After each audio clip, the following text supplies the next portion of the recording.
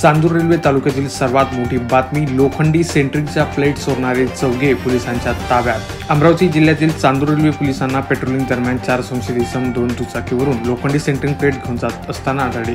त्यानंतर पोलिसांनी प्लेट्सबद्दल विचारणा केली असता त्यांनी उडवाउडीची उत्तरं दिली।